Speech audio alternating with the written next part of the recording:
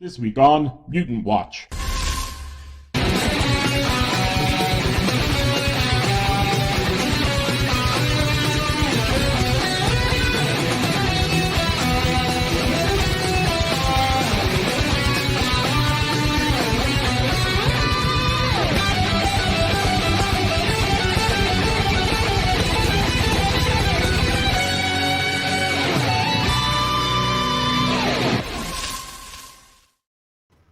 Hey, welcome to another awesome installment of Mutant Watch. I am your substitute host this go-around, Matt Meyer. Duna is out sick. Duna, get to feeling better. We'll see you next time for sure. With me, Gabriel De Jesus, part of the show, and joining us, migrating, if you will, from the Comic Watchers show and the occasional Valiant Watch, we have Nicholas Osborne. Gentlemen, how are you today? Hello. Glad to be here. Super excited to talk about this book. Yes, absolutely. Our guest this week is author, man about town, and generally awesome, good human being, Robbie MacNiven. He has written the young adult prose novel, First Team, a Marvel Xavier's Institute novel. It focuses on Anole. Some of you may know him from the Academy X days. I know Gabriel does, for sure. But Robbie, thank you for joining us, hanging out. Thank you so much for having me. It's awesome to be on. Absolutely. So let's just start from the start. This is the second novel in the series. The first one by Carrie Harris, friend of the show as well. Focused on some other kind of below the radar characters, Triage and Tempest, and now here you are taking a shot at things with Anole. So tell us, out of all the various characters in the myriad corners of the X-Men universe, why Anole? That is a very good question, and I don't know how satisfying the answer will be. As you said, there's a lot of characters, and there were, the X world was the oyster in a sense, in terms of, it had to be a Xavier's Institute based story, because that's, the range of books that we're going with here. So, but as you know, there's so many characters that have been at or are at the Xavier's Institute. So narrowing it down took quite a while. I'm not really sure how long it even took, because there was some back and forth as well between the publisher, the editor, all that sort of stuff, to try and lock down not just the primary character and all, but then the secondary ones that are kind of his buddies, both in the existing canon background and in the book. So Cipher and Graymalkin kind of pop up. I was attracted to Anole because I thought it was interesting how different his background was to sort of the standard mutant style background that we're so used to. So essentially, he doesn't have a tragic backstory, which is pretty weird, right? X-Men got to have a tragic backstory somewhere. Absolutely. He actually has a normal upbringing.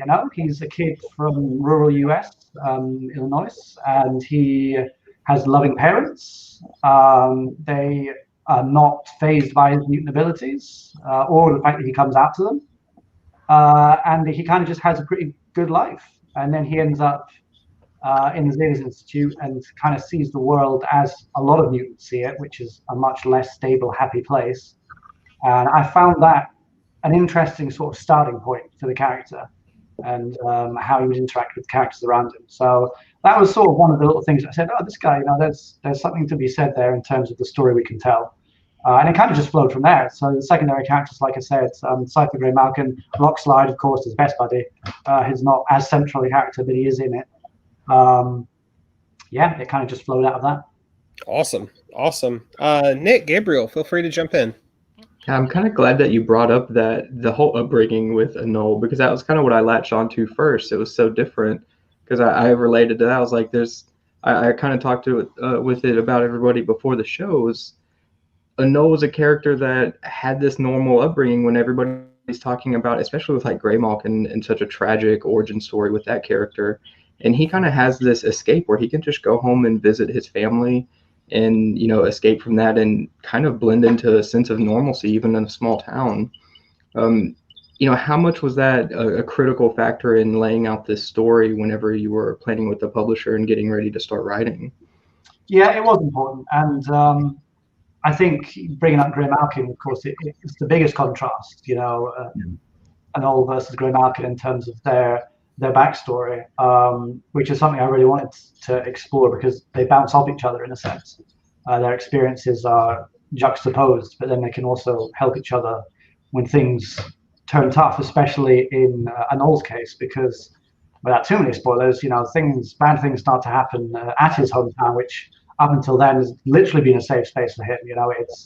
It's his childhood, his upbringing, where things were more or less okay.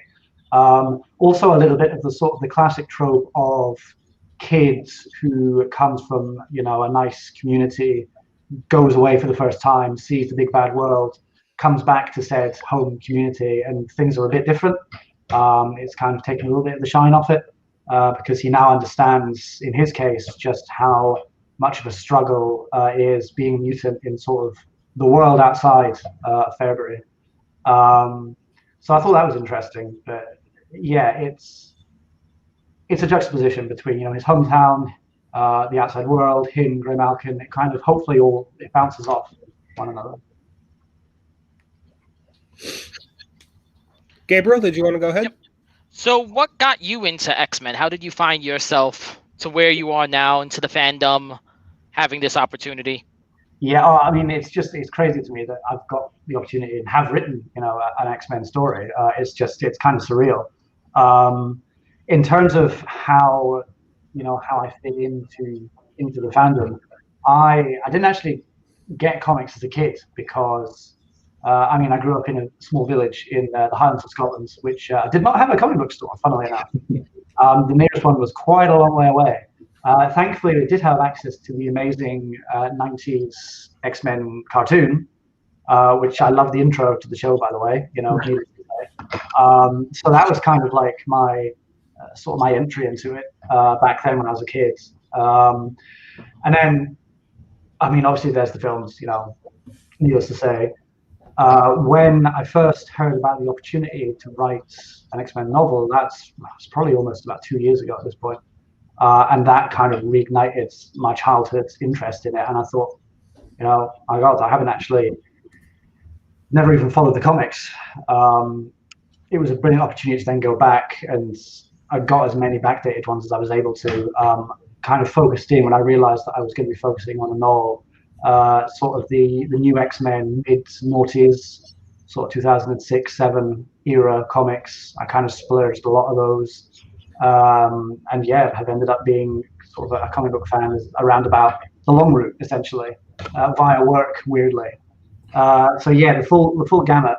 Got there eventually, but via the old cartoon series, I must admit. Well, I love that a lot, really, because we talked about that a little, about where this book fits into, what we know about X-Men and the characters, and if it fits into the comics, maybe some of the Young X-Men or Academy X. It kind of feels like it's a little on its own too, where it is a standalone. It's accessible to anybody who wants to jump into it. How did that work out for you in the planning stages and in the writing? Did you want to fit it within certain comics, or did you want to approach it in a way that it could be accessible more on its own without those ties? Yeah, so initially I talked a bit to Carrie Harris, who she's great. She's so helpful as well. Because right from the get-go, she's always been sort of really deep into the lore and the comics and all of that sort of stuff. And I realized, because she bases hers, I think, relatively definitively, in it slots in very nicely into a specific period in the canon. I was kind of more cautious about doing that because from the background in the writing I've already done, so I've done tie-in fiction for other universes. I've done Warhammer, stuff like that. Lots of 40K. Lots of 40K, yeah, that was kind of how I started out. And in that, you kind of play off the fact that the setting is very large, so you can do stuff without treading on other writers' toes by not being too specific, if that makes sense. Mm-hmm. So my sort of instinctive reaction, because there's so much material already regarding the X-Men, and although I'm a fan of it, I didn't feel as though I had a really firm grasp of it. I didn't want to sort of say this happens between issue A in issue B of this volume, etc., etc. So I kept it a bit sort of airy. I didn't say it's year, this and this and this, which I guess kind of helps the whole. You can kind of just pick it up and read it if you have a vague idea of when it's set. The inspiration for the events it draws from, like I said, it's sort of the new X-Men mid-noughties kind of era. Basically, when Anole first starts to appear, the story that I'm using is he's quite, about the midpoint of his school period. It's before sort of Krakoa and dramatic comic book events like that. Although there are things that happen in the book which also happen in the comics, which I suppose we'll talk about at some point. But yeah, generally the idea was I didn't want to sort of tie myself in knots by going in for accurate, this is happening at this point in time. It's a bit looser. And that seems smart because it gives you a wider range of latitude. Yeah. Yeah, I didn't feel as though it hopefully didn't really lose too much by not being like this is happening exactly now. And of course, there is the added, it's not a mix-up, but essentially the range that's been created to go with the Xavier's Institute novels. We're kind of unofficially calling it Earth 618. I don't know if Carrie Harris has talked about that. She might not have. But yeah, so it's not directly part of the 616. We try to keep it very close, as the name 618 implies. But as I've said, there's things in there which don't happen differently to the way they do in the comics. So it gives us a little bit of freedom and leeway. Sure. We don't feel like we have to just retell stories that have been told in the comics. We can kind of like tweak characters slightly. But hopefully, if you're a fan of the primary 616 universe, then it will be very familiar with you. Well, and to your point of not saying that it's set between designated point A and designated point B, you're not having to worry so much about contorting your narrative and doing storytelling backflips to make sure that you don't contradict anything that subsequent to that story.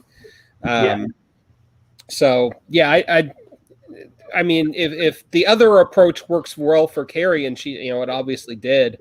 I mean, power to her, but I don't think I could do that. I'm glad to hear that other people would feel that way. I didn't want to feel like a total just cop out and be like, oh no, I just couldn't possibly, do sufficient research to accurately pinpoint it should be here in the narrative. Right. Well, then in order to make sure everything lines up, you wind up in. By the way, we have to make sure that these droids' memories are wiped clean. Yeah. Exactly. Ample examples there. Gabriel, jump in, man. So I know you said you didn't. It's not set in between those two, and like 2 issues, it's not here. But are there any comics that you particularly drew upon, particularly in getting the voice of the characters? Yeah, I was sort of just drawing from different, not the overarching like plot design of the novel, but just the characters' individual moments. So stuff like when Anole introduced his parents at their parents' day. I can't remember the issue, failure, but stuff like that. I don't think they're actually named in the comics. So they're just Mr. and Mrs. Bulkowski. But I've given them names. Just like a scary moment for me, Oh my God, I'm slightly changing canon. You didn't name one of them Martha, did you? Well, so yeah, things like that. That was very low-hanging fruit. So yeah, trying to capture like those character moments specifically, rather than necessarily tie into, Anole did this, and then he went up to Krakoa, and there was demon fights, and he lost his arm, and all that sort of stuff. It was more trying to be true to how the characters interacted. Obviously, when Anole has that chat with Graymalkin overlooking the Golden Gate Bridge, where they talk about, how difficult it has been for Graymalkin to come out and to come to terms with that aspect, considering the abuse he suffered as a kid. So moments like that were key for me to then formulate how the characters were going to act in the novel.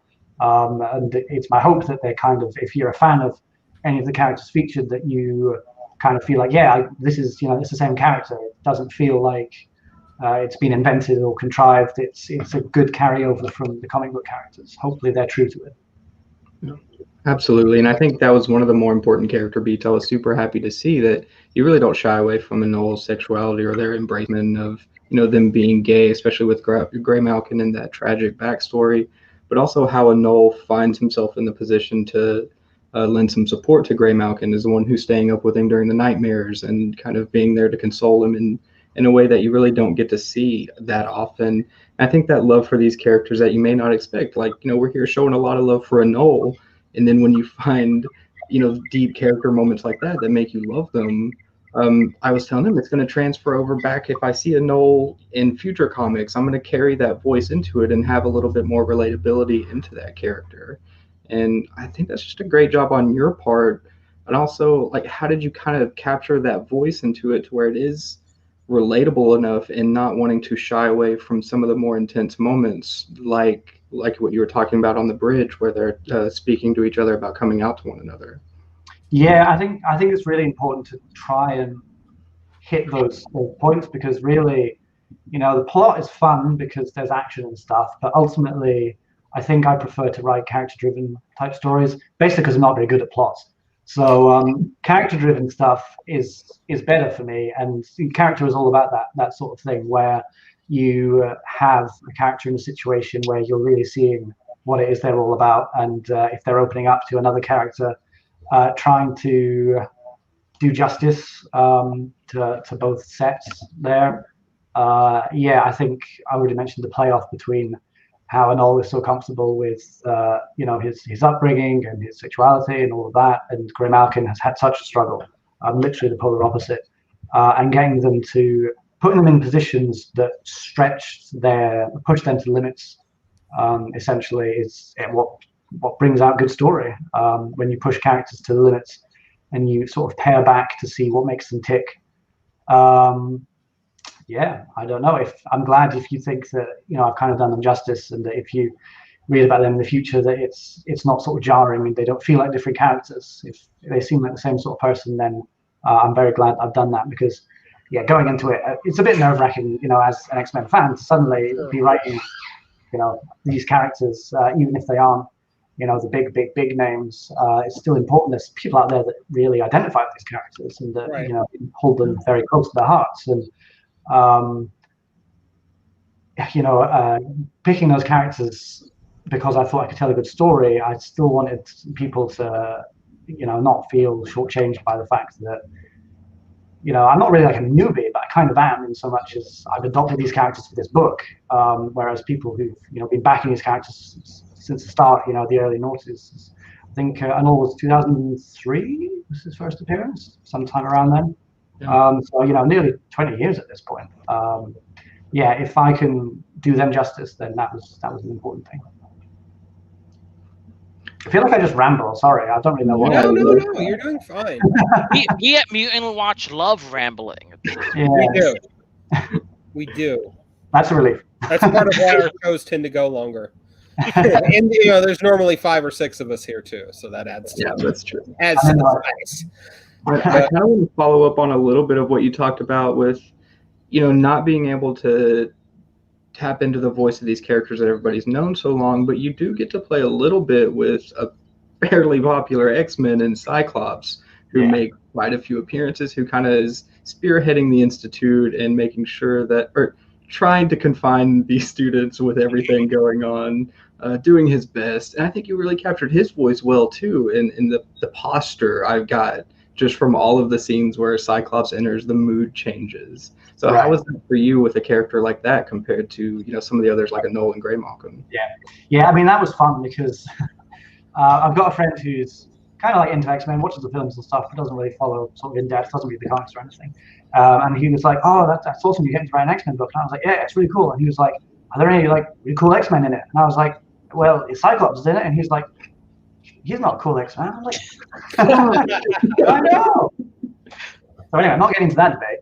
It was really awesome to get to write him. Literally a poster boy for the X-Men. I thought it was quite good, or I was quite lucky in a sense that I wrote him in his position as sort of principal. as opposed to him in his sort of earlier prime that people are more used to, because I would have stressed more about, again, hitting this iconic character, making him feel correct, doing him justice, if it had been that slightly younger-ish iteration of Cyclops. Whereas instead we see him in this position where he really has taken on a lot of sort of like a father figure at this point for the Institute. He is viewed by the students as just this kind of like principal guy, you know, he's just the headmaster, but from his perspective, he's juggling a lot of different difficulties. He's trying to continue to ensure that the Institute actually functions in the capacity it's supposed to, training up these young mutants and preparing them for life outside the Institute. But he's also having to protect them from these outside threats and dangers, which, you know, some of them are dealt with in the novel. And I think that's interesting. You know, it's the sort of thing when you're a kid growing up, you don't really think about any of the difficulties your parents are facing. Because normally, you know, they don't tell you about the bills they have to pay and, you know, trying to juggle work and childcare and all that sort of stuff. And Scott Summers is kind of in that mode where the kids are just see him as, oh, he's the principal, he's Scummers. But he's actually doing all this work behind the scenes to try and keep them all safe and keep everything functioning. And I mean, the whole fulcrum of the novel is the fact that he realizes he can't protect Anole. And the best thing to do is actually let his friends try and go out there and protect him instead, because he can't do that and look after the Institute.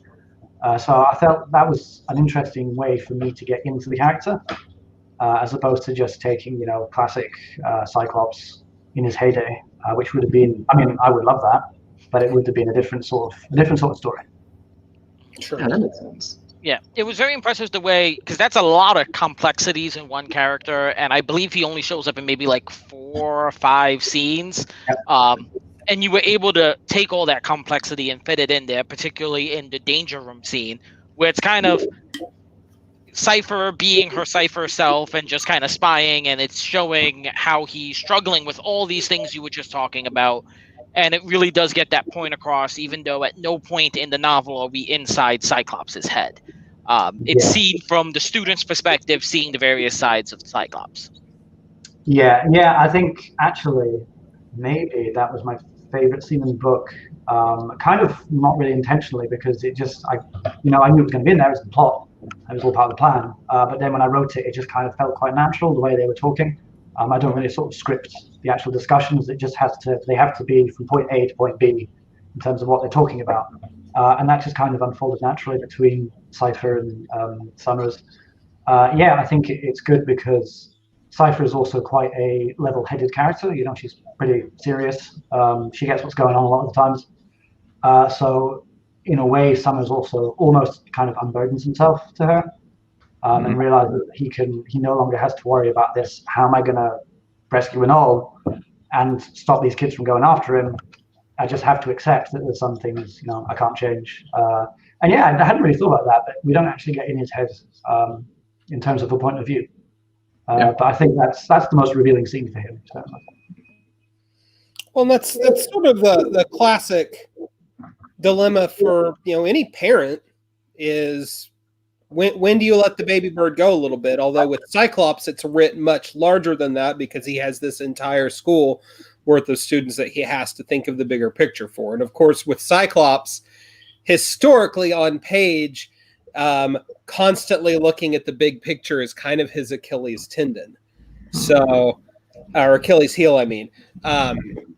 But yeah, I mean, very underrated character, but also just hard to get right for a lot of people. Yeah. Like, I think a lot of people look at Cyclops and all they see is the stoic guy, you know? So kudos to you for being able to crack that DNA a little bit. Thank you. I mean, I tried. Like I said, I never actually got his head, so maybe that's something for another day. Well, I mean, sometimes with some characters, it's more about how other people react to them and how and the environment changes when they enter the room, rather than getting inside their head. Yeah, and I think Cyclops is one of those characters. There's always going to be a certain unknowability about him. Mm-hmm. Yeah, agreed totally. I think, like, going back to the danger room scene, what made that one of my favorites in the book is really how you follow up on it. When he says that, you know, he tells them to go back to the room, and then they're immediately called back to his office for a meeting. And then we get to see him, like, contrasted right up where he was just going through the hardest, like, course in the danger room, and they have like months to refill all these drones and all that. And now he's in a suit and tie, and he's like all buttoned up and nice. And I think that it was that the way we get to see Cipher introduced to him through that, where now he's in this role where he's looking after all these students, it taps into that family theme that really runs through the whole course of the book. And we get to see him kind of being the tough parent in the danger room scene, and then he buttons up his collar and tie, and then goes into the desk at the institute, and is kind of more of a caring role, because that's when he kind of comes around to that point where he understands the best way to protect them is to what the kids so fondly referred to as lecturing them on family. And I think that was such a great point for that character, but it's also tapped into like how you were able to them in the novel, like you said, without touching directly into going into their thoughts. It was all done through these kids and their perspective of these familial themes. I think Cypher kind of catches him in a sort of a private moment where he's not got that persona of the headmaster, the head of the family. And when he next goes back into that persona, when they see him next, he's changed his mind more or less because of the conversation he's had with Cipher. And we see, I think it's a really great analogy, the idea that, at some point you have to stop worrying about the kids. The kids got to look after themselves. And at that point, that's the light switch moment where he realizes there's only so much he can actually do. And I have to ask, because they're all in that same room at that moment, and that Cipher doesn't really reveal herself. He's just like, okay, you can let me know you're here. And that was a point where it kind of clicked for me that a lot of these characters do have similar abilities, or they're very, and is that something, was that intentional on your end, or did that just kind of happen where you find these characters where they're all like have some sort of invisibility or way to stealth or way to hide, and that tends to drive a lot of the action and a lot of the sequences that unravel really quickly? No, actually, that wasn't really intentional. It was it's just weirdly fortunate in that sense.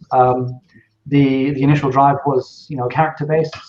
The main guy's going to be Anole, so who can I sort of play him off? What makes things interesting? Graymalkin. Cypher's not really attached to Anole in the comics as much, but she's kind of there around at the same time. The whole fact that they're kind of a stealthy gang wasn't really planned. I think it worked out okay. I kind of preferred writing that than kind of like smashing down walls and stuff. I mean, I got to do that with Rockslide, literally. But they all have particular sort of infiltration skills, but I also felt as though they were all kind of unique enough to make it still interesting. The chameleon effect is quite fun with Anole. I really enjoy Graymalkin's power, the way it kind of varies depending on the light level. I liked to play up the very mild hint of gothic horror occasionally, where like in the tunnel scene initially, where one of the security guards sees him and just thinks he's like a ghost or a demon or something because he's terrified. Which also kind of plays up. He's kind of a bit of a tragic character because he's actually a really nice, normal guy. But because of just literally his physicality and because his powers are sort of darkness-based, people get the wrong idea about him. And then Cipher, who, I was kind of a bit worried sort of is overpowered in a sense. She can literally go invisible, is impossible to hear, can phase through things. I'm like, how am I going to put this character under stress? What is she going to encounter that's going to push her to limits or, raise the possibility she might fail? And then most of the time, it's not the fact that she is trapped. It's the fact that she can't get her friends out. At the end, where she could just leave the collapsing church, but she can't take Anole with him because she can't make him phase through stuff. So that exposes her limitation, is her humanity at the end of the day. I don't know. I didn't really intend them to all be a sneaky bunch, but they are. So yeah. Go ahead. So you were mentioning like the distinct powers, and that's one part that really stuck out to me is the way you describe the powers.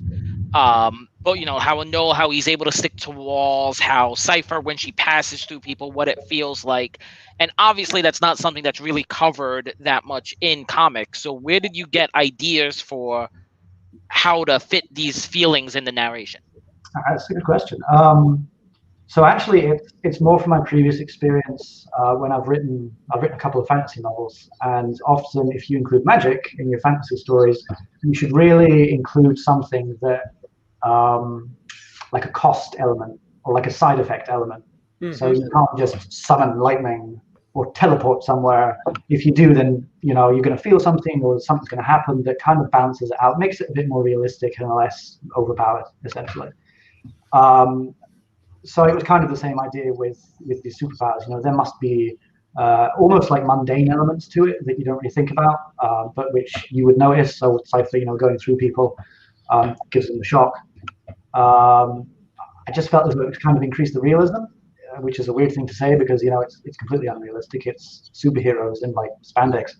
But yeah, trying to up the idea that there would be after effects to these sorts of powers. The thing that always freaks me out about Anole is the idea that he can run up and down walls. Okay, cool, fair enough. But that running down is part of that. So head first, can you imagine if you were going up a wall, going down head first? Like as a human, that's just not part of our DNA. Like we can't do that. Squirrels and things do that. Great. They're just built like that. But I couldn't like even conceive of going down a wall head first. Like that's insane to me. So I'm trying to put that mindset. It's not a thing for Noel because he's so used to it. But just coming at it from a perspective that trying to make it realistic in that sense. Yeah, that was the idea behind that. That was really cool because I love how you wrote Anole when he's actually like falling down and he's trying to lock in his grip. And he's got to twist it just a little bit and ends up having to use his tongue. And it was that like moment, where you capture that voice where he's like, "I've already licked a window or a handle in a window now." He's like, "What am I gonna catch?" Yeah. I mean, I enjoyed that because Anole was just a fun guy to write. Generally, he's quite like he's a jokey character, which is fun to write.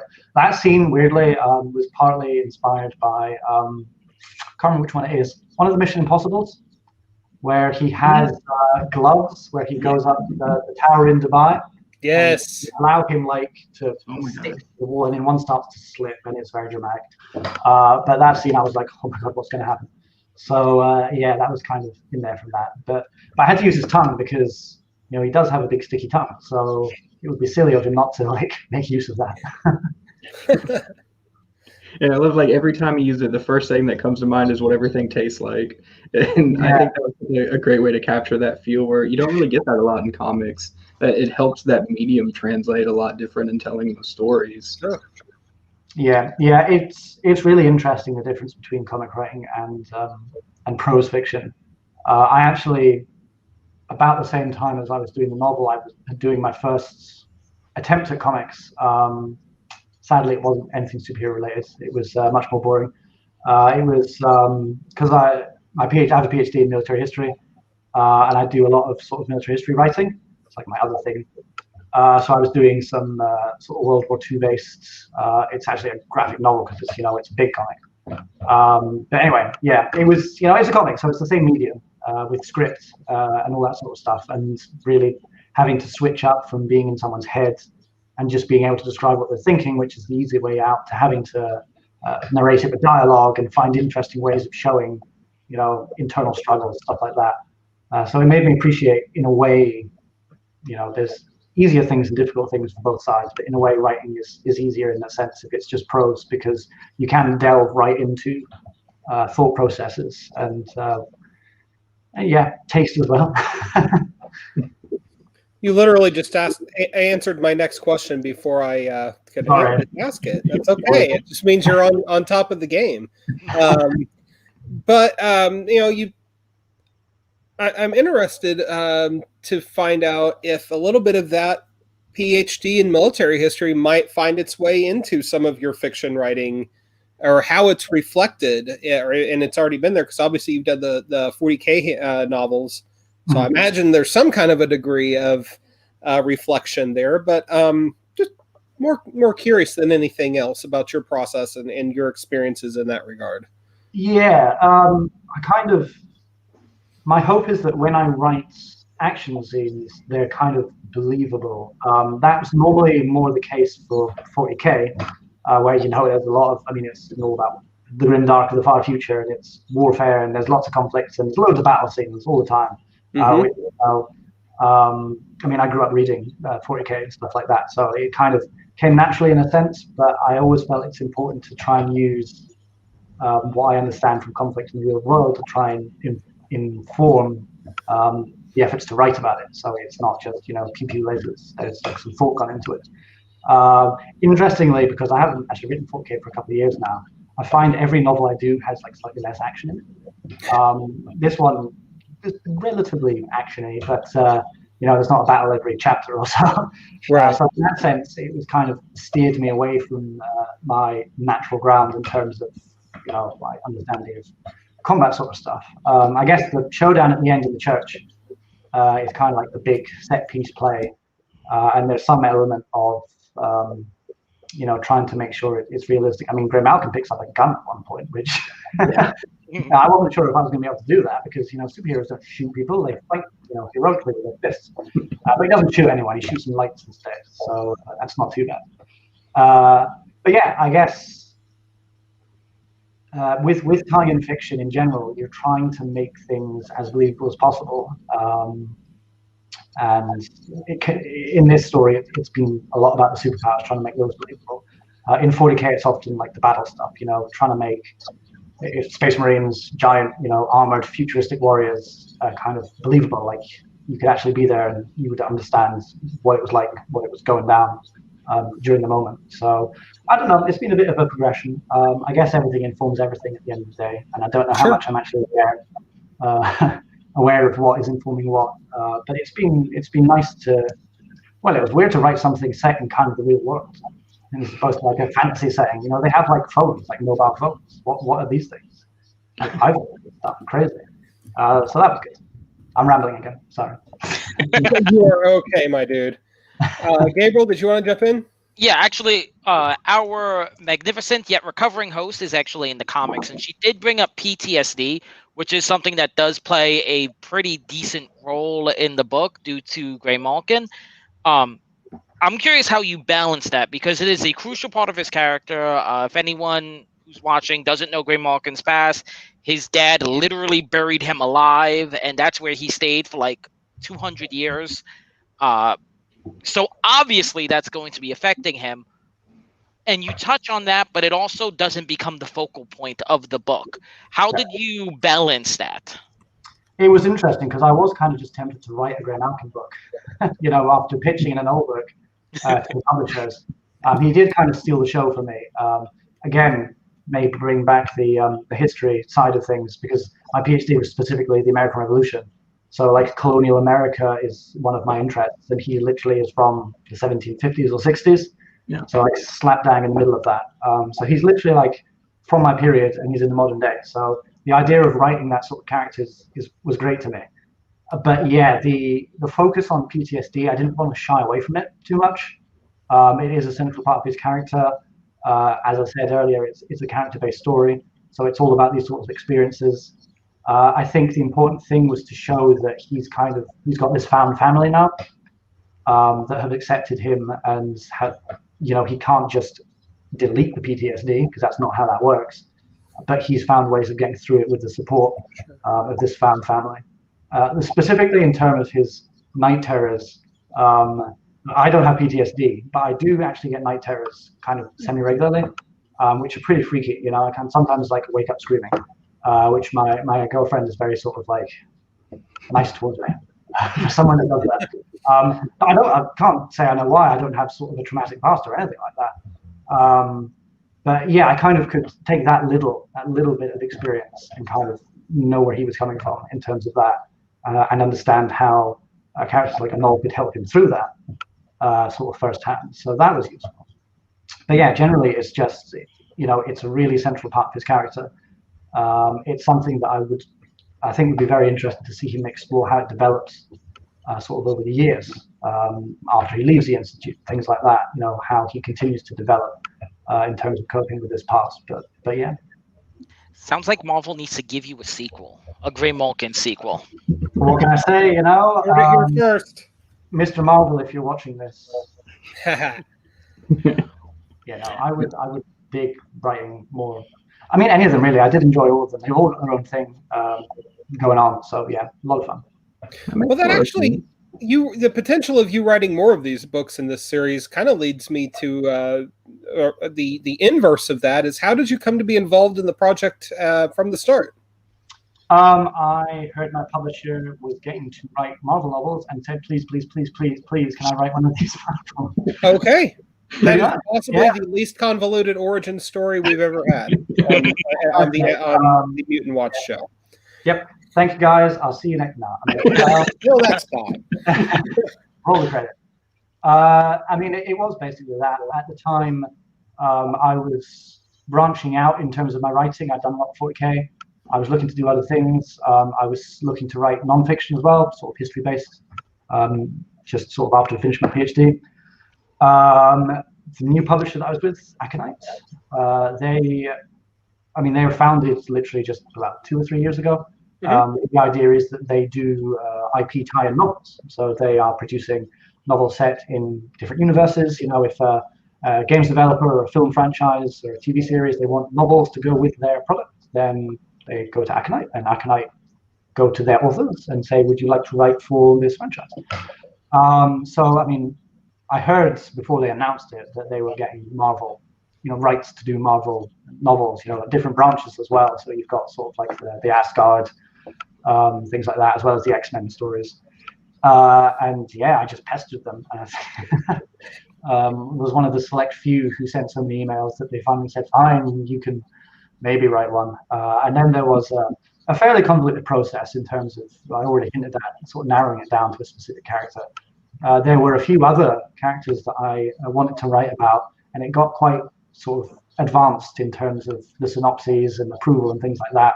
And then at the last minute, it was decided, no, we can't use that for certain reasons, and I can't talk about, but persistence and the actual sort of liaison side with Marvel was really great, because I don't speak to Marvel, I speak to my publisher, and my publisher speak to Marvel. But between us, there's really great back and forth communication, sort of working closely together and hopefully doing it all justice. So yeah, I was just in the right place at the right time, I think, and I was persistent. I know that. So if the opportunity happens where another Marvel book comes your way, is it another Anole book, or would you like to go somewhere with a different character? Weirdly, it's the sort of thing that I should think about all the time, but weirdly I kind of haven't, because I'm still in sort of the after effect of having written this one and still kind of glowing from that. I kind of would want to write more Anole, to be honest. It's true to say that, because like now I love this character so much. You've made me love Anole like this. Now I need more. Yeah. I hope I don't sort of regret that, because there's so many other characters I could also write about. But I've only done 2 sequels. I've written 10 books, I think. Kind of lose track, it's weird.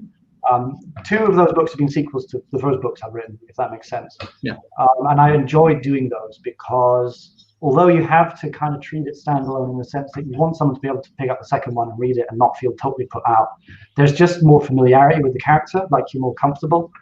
The first time you write a book, the first time you describe a character, you set up the first few scenes, it's kind of like you have to get to know them. And it kind of almost doesn't feel real when you're writing it. It's kind of like, the way I describe it is, you have to imagine you're the producer on a stage production and you're standing backstage watching the production, and you can see all the stuff behind the scenes, and it's probably all messy and people are scrambling to get on stage and to hit their cue and stuff, and it looks kind of chaotic. But that if you were out in the audience, you can't see any of that going on. You're just seeing a nice play. So there's kind of less of that franticness with sequels, I feel, than there is doing it first time round. Whether it works out, they might come to me if I'm lucky enough to get another one and say, you've got to do a different character, because I think they're trying to build up sort of like a mini franchise here with lots of different students in the Xavier's Institute range, which is awesome. So I don't know if I would get to do like a direct one, or I'd love to do a Graymalkin one or a Cipher one, but I would like to stick to those characters, yeah, because I feel familiar with them and I think they've got more stories to tell. Yeah. So kind of going off of that, if you were presented with the opportunity to write a comic published in the main universe, who would you want to write for that comic? That just totally opens up the floor. If I could pick anyone, Any X-Men, who would you pick? oh my goodness, probably X-23. Oh, good answer. We like Laura quite a bit around here. Yep. And good company with that is super badass. What more needs to be said? Yeah, I want to tell those stories. Yeah, Laura's amazing. And while I was hoping for maybe an Anole comic, I'll take Laura all day. Yeah, absolutely. Now I feel bad. Anole can guest star in the Laura comic. Yes, as long as Gabby we is are there. putting out into the universe. Yes, in fact, that is great potential. I bet Laura would be so sick of Anole after like 10 pages. Oh yeah, major There's odd something couple there with sharp claws and the ability to regenerate limbs. Like there's got to be something, right? Yeah. So, do you have a favorite X-23 comic? Oh, or run? I mean, basically all of them. More like the later ones, I feel. Okay. I enjoy like when she's more developed and she's just like slicing so much stuff. Yeah, as opposed to like her earlier iterations, which understandably, like she still comes to terms with things. She's not like the leader she is in the later ones. Right. I've totally blanked on her three sort of like not offspring, the triplets. Yeah. Yeah. What are they called? I forgot what they're called. They each have like. I think they refer to them in the comic as like the three sisters. Yeah. Gabby, Zelda, and the one that died. Yeah. Too quickly for me to remember her name. Yeah. Yeah, I would love to sort of like tell the story with them and her. Because yeah, I mean it's just again the potential for character development and clones are always weird. Like that doesn't even have to be a comic. I would read that as a novel too, like all day. Cross your fingers, X's. Yeah. So we're a little bit into this now. We're coming in on our hour. I want to see if we can get into some spoiler territory without revealing the ending, because there are some villain choices that we see in First Team. I would like to talk a little bit about kind of along the lines of, who were you free to use? Was there a struggle between these characters, and how did the adaptation from how we know them happen to how they were portrayed in the novel? Yeah, so the initial thinking behind it was I wanted the generic bad guys and then the big bads behind the scenes. So for the generic bad guys, we have the Purifiers, who are perfect generic bad guys because they're assholes and there's loads of them.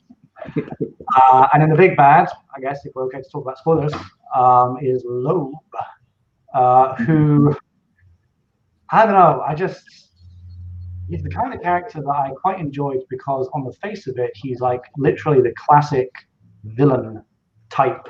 He's a corporate in a suit and he has a big brain head and he wants to abuse mutant powers for money so he can make loads of money, classic stuff. But on top of it, so you have that sort of character who's kind of like a staple of the genre, right?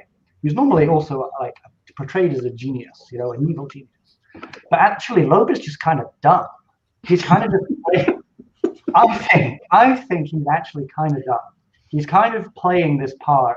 He thinks he's a supervillain and a super genius, evil bad guy, and he's a threat. He gets bad stuff done, but he's actually not. He's kind of just also an idiot. But he's playing the Purifiers, who were my first choice as villains because they tick loads of boxes for what I wanted. I wanted villains who were numerous, kind of stupid, but also threatening. And they were just the ones that, they tick all those boxes. They're kind of like, if it's a fantasy setting, they'd be orcs. They're like classic bad guys. There's loads of them, and they're not really redeemable. There's no positives about them. They're just horrible people. Which I guess... And uniquely American. Well, I mean, I say that I've been waiting for the moment to jump in with that about the purifiers, because they managed to justify their hate through specifically Christian dogma, and that is not special and unique to the United States. It is something that's very prevalent here, and of all the various anti-mutant groups running around in the X-Men's corner of the world, like the purifiers are the ones that kind of get under my skin more than any one of the others for that reason. Yeah, I mean, I had one reviewer of the book who said, yeah, there's these sort of like fanatics going about in like their rusty trailer trucks and pickup trucks. This is kind of believable. I could see this happening. I can already tell you it did, like having just heard about the pickups. I mean, I'm not American and I don't want to stereotype and all that sort of stuff, but I guess there was some real world bleed over into the book. Like I said, they just sat naturally in terms of, this is a group that vehemently hates mutants for just no genuine reason, right? Because of who they are, and that's it was kind of a no-brainer for me. I'm like, yeah, these are the bad guys, so these are going to be the bad guys.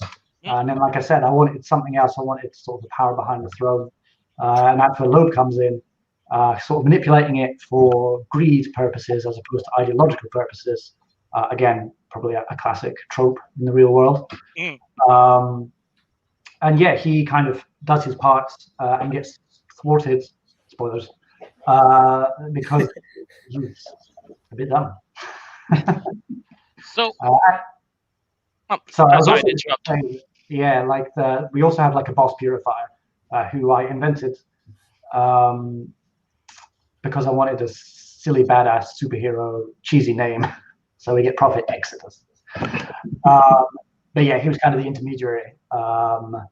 Kind of a weird thing to write, because with that one, you're kind of dropping into the mind of basically an irredeemable character. Loeb, I mean, also drops into his mind, but he's kind of more just motivated by greed and stuff like that, which is kind of easier to write than I hate these people for reasons. So yeah. So one thing that struck me with the Purifiers being the main like foot troops of the villain, I'm wondering if it was intentional. You have this religious hate group as the villain, and then you have the queer superhero as the good guy, and that was something that really struck out to me. And then kind of go even further, and once more, I don't know if it was intentional or not, you referenced Anole, Graymalkin, and Cipher having these kind of like gothic horror, demonic almost powers, and then they're fighting against this religious zealot. Was that intentional, or was it just something that was a happy coincidence that you ran with? It was reasonably intentional, but I think more of it came out as I wrote it than I intended. I mean, the finale is also in a ruined church, which then collapses. Which that sounds like, oh my goodness, what a metaphor he's going for here. Didn't actually intend that. I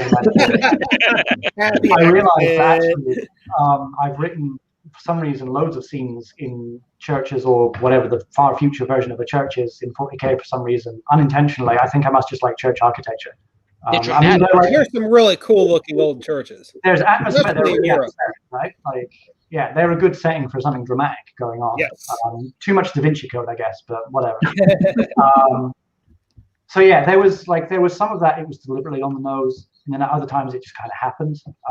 So it wasn't me driving it too hard, but there were definite elements of it. Yeah, I wasn't, that wasn't a total coincidence. I was trying to like hit that reality point. And honestly, like I live in rural Texas. Just like for it to be Illinois was a little far, but it felt like it could happen where I'm at. The small town vibe where there are some like shady looks and everything, and everybody's really sad about what's happening when the purifiers roll up and everything. But everybody does just kind of stand there, and there's not a lot of community help except for people that are really close who understand Victor. And I thought that was something that was really intense, and I'm glad it was intentional to some degree on your part, because there is a lot of that be religiosity that inspires the bigotry that we see that the X-Men face. And it was good to see that you didn't shy away from that. So thank you. No, I mean, I'm glad, and I hope it was, it kind of hit the right note. It wasn't sort of ridiculous. I mean, I'm not within these communities that, suffer these experiences. So in that sense, I hope I keep saying it, I hope it did it justice in that regard. Yeah. Yeah, absolutely. I feel like it did, and it played into the relatability and how much I ended up caring about these characters.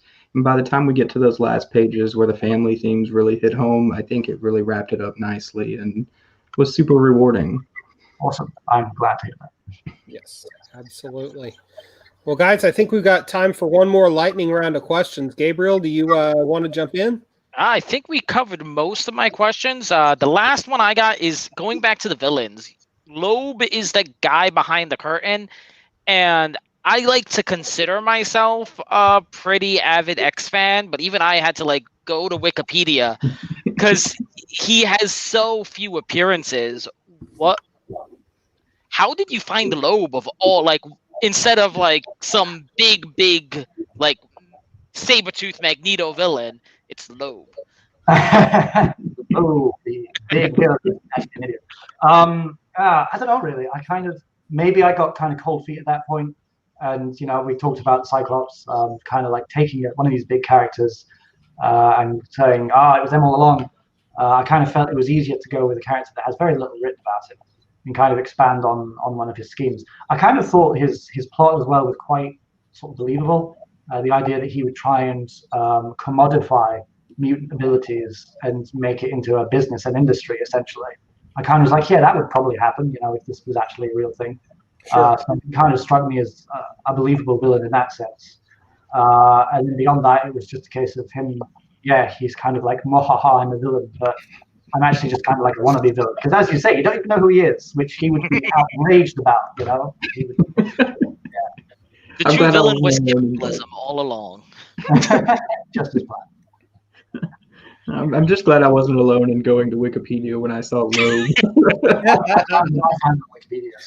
Very few appearances. But at the same time, he's of that same decade in the aughts that you, Robbie, are drawing from, with whether it's Anole and the Academy X type setting, or the kids' characters from that, I should say. Loeb shows up during that decade. You said Laura's one of your favorite characters. I mean, is that just your sweet spot for X-Men history, for lack of a better term? Yeah, I think so. I think weirdly it was kind of like the dark spot, in so much as I grew up in the 90s with the cartoon and stuff like that. Sure. And then I've come back to it all in the past 2 or 3 years, and I kind of feel like that was the point where I lost touch, and so it was the point I dived back in again. So it was kind of gratifying to start from there. And I guess, everyone just has their natural era or part. I guess that's just going to be mine, because it's the one I feel a bit more familiar with. But yeah, I mean, there's lots more for me to expand on and find out about. So I'm enjoying that. I was reading the Black and Reds Wolverine comic, which is so good. The art is just amazing. So yeah. Well, every 10 years or once per decade, Marvel comes around and introduces the next generation of teens to the world of the X-Men, right? And Anole he's at the heart of that decade's bunch of new kids, and he also, though, and this is really, I think, important and why the character speaks as well as he does to a relatively small but very loyal subset of fans, is he comes out during a time in popular culture where the idea of being openly LGBTQ coming out is getting normalized. And it's not like clutching our pearls about it or acting, like it's this big thing. It's just, hey, by the way, these people are of the same gender and they dig each other. And Anole is right at the heart of that. And I think that's part of why the character has managed to endure. despite relatively limited number of pages and stories featuring him over the years. So, thank you for continuing that aspect of Anole's legacy for a book that's aimed at younger readers that might be struggling with coming out or how to come out or anything like that. I really think that's just an awesome and excellent thing that you've done there. So whether it was conscious or not, good on you. Oh, thank you. I mean, yeah, if it's actually helped someone, in the real world, then that's sort of the best thing that could ever happen to a writer, I think. Yeah. It's not been the case yet with this, but people in the past have said, "Oh, yeah, this book has kind of got me through a tough patch." And when you hear that, that's genuinely the best thing that you can hear. No, absolutely. That's really good. And yeah, in terms of when I was actually sort of addressing Anole, I enjoyed the fact that it was going to be like not this big thing, right? That he's a gay character. It's completely chill. Like, I don't talk about how he's a gay character until, for example, I reference that he had a boyfriend. Right. Yeah. It is. Yeah. Right? It's not a thing. It's not a thing that distinguishes or differentiates him. It's just part of who he is. I mean, you would something that you would talk about, I don't know, with the same level of casuality, I should say, as you would like somebody's hair color. Exactly. Yeah. Like, it's not a weird thing at this point. It's just normal. Exactly. And also, someone pointed out to me that they enjoyed the fact that him and Graymalkin were like friends, but not in a like romanticized way, just platonically. So having the representation of two gay characters that are sort of there for each other and are close sort of platonic friends, without actually, there's two gay characters, they have to get together. Therefore, they must. They're going to end up together. Like, they're really good friends. Like that's awesome too. And you didn't kill one, so that's also a good. Yes. Yeah, thank you for not fridging one of them. We definitely appreciate that. Yeah, the whole bury your gays thing. If there are two gay characters and they're not in love, it happens way too often. Where one of them's getting killed. Oh. But if we're being literally, there is a point, spoiler, where you do physically bury one of your gay characters. But it's to help him. Yes. Yeah. I guess buried under a church as well, for goodness sake. Oh, wow. Symbolism. It's just, Well, with that, Robbie MacNiven, thank you so much for hanging out with us for the last hour and change and talking about the book First Team, Marvel Xavier's Institute. It is on sale now from Aconine Books. You should definitely check it out. Until next time, we are Mutant Watch, and one assumes Duna will be back next week. Take a little pressure off. She's the bee's knees when it comes to hosting this show, and I'm humbled that she asked me to sub in for her. So Duna, get to feeling better. We will see you next time. Until then, support your local comic shop and be safe out there and read something cool, and above all, be good to each other. Thank you so much.